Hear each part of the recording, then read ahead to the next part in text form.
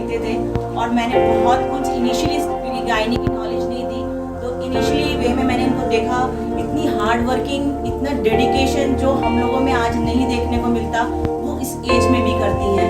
तो आज इस कॉलेज के माध्यम से और आप सबके माध्यम से अगर मैं इनको थोड़ा सा भी सम्मान दे सकती हूँ तो ये मेरा गौरव का विषय है। मैं चाहूँगी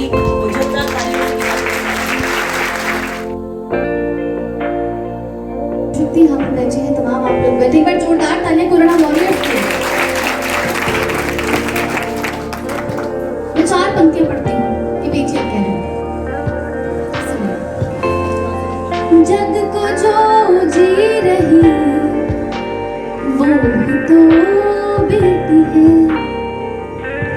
दर्द को पी रही वो ही तो बेटी है, जिसने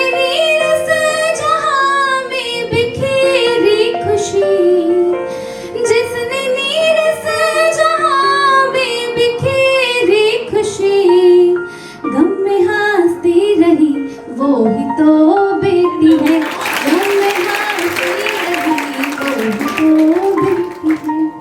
मैं दुर्गा हूँ, मैं काली हूँ, मैं भारत की नारी हूँ। मैं दुर्गा हूँ, मैं काली हूँ, मैं भारत की नारी हूँ।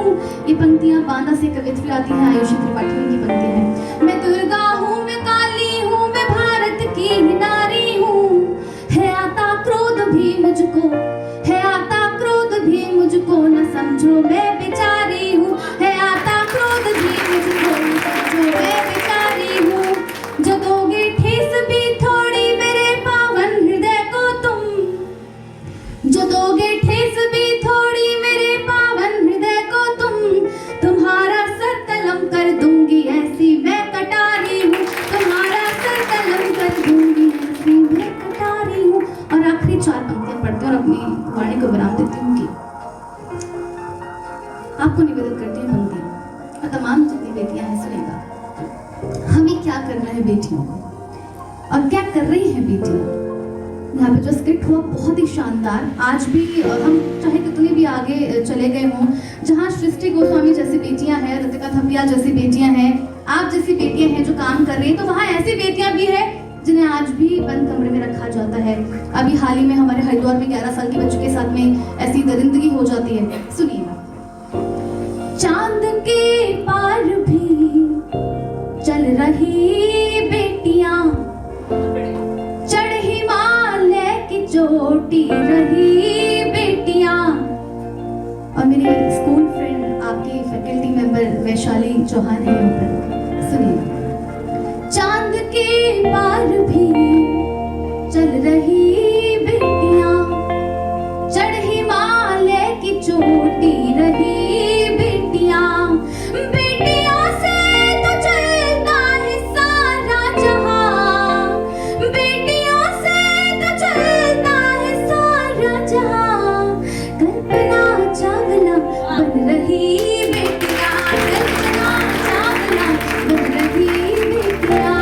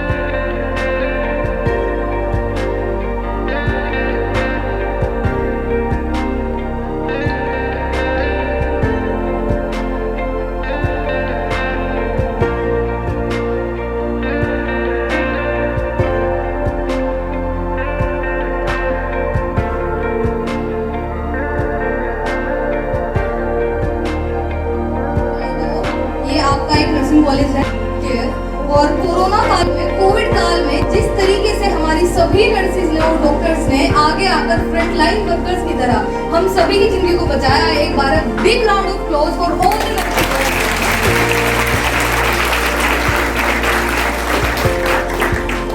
ओके। तो ये ऑफर कैसे मिला था, ये आपको कैसे चूज किया गया था कि आपको वन डे का सीएम बनाया जाएगा? तो मैं जानना चाहती हूँ कि ये स्टेप अप कैसे हुआ और आपने क्या एक्शन लिया उस दिन के? जी, ये एक काफ़ी लॉन्ग टर्म से प्रोसेस चलता आ रहा है, क्योंकि अभी जैसे इन्होंने बोला कि 2018 में हमारे उत्तराखंड में एक बाल विधानसभा कार्य करती है। उसका मेन फंक्शन होता है कि उत्तराखंड में जितने भी बच्चे हैं उनसे रिलेटेड जो ग्राउंड पे मुद्दे हैं, उनकी समस्याएं हैं, उनको ऊपर उठाना और जो अथॉरिटीज़ उससे रिलेटेड है वहाँ तक उनको पहुँचाना।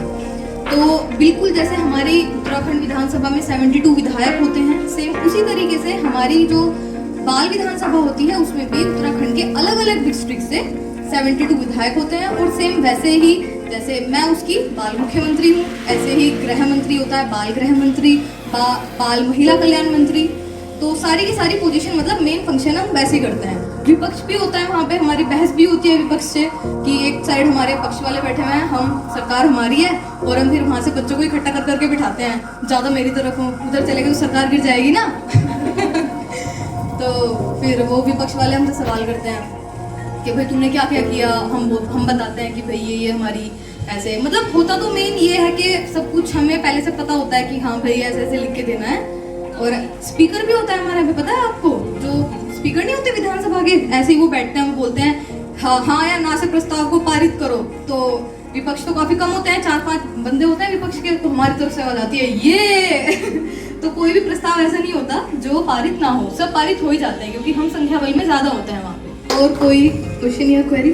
मैं आपसे ये पूछना चाहती हूँ, फर्स्ट ऑफ ऑल तो वेलकम, और मैं ये कहूँगी कि जैसे आज के यूथ के लिए आप सबकी इंस्पिरेशन हो गए हो, तो आपकी लाइफ में भी बचपन से आपने किसी के बारे में सोचा होगा, सुनते होगे, पढ़ते होगे, तो मैं वो जानना चाहती हूँ कि आपका आइडियल कौन है? आइडियल तो मेरा ऐसा मतलब मेरे मम्मी पापा ही हैं, क्योंकि मैं एक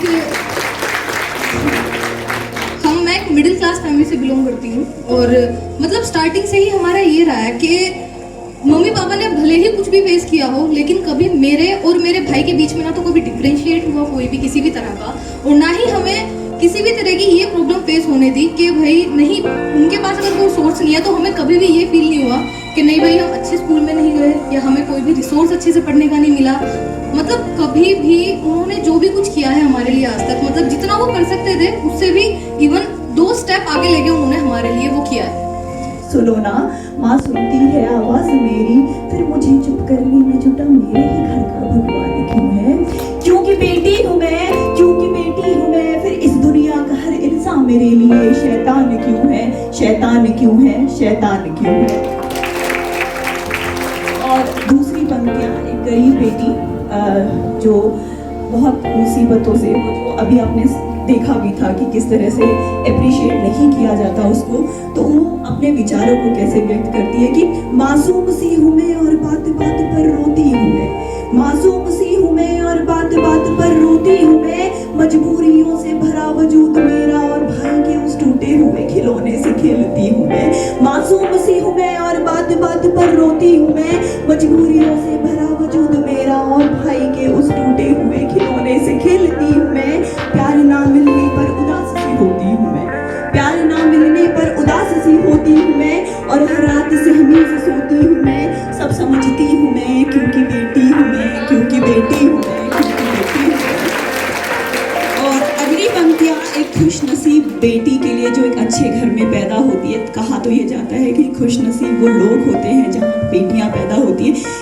कहते हैं कि जब भगवान बहुत खुश होता है जिस घर से, वहाँ वो बेटियों का निवास करता है।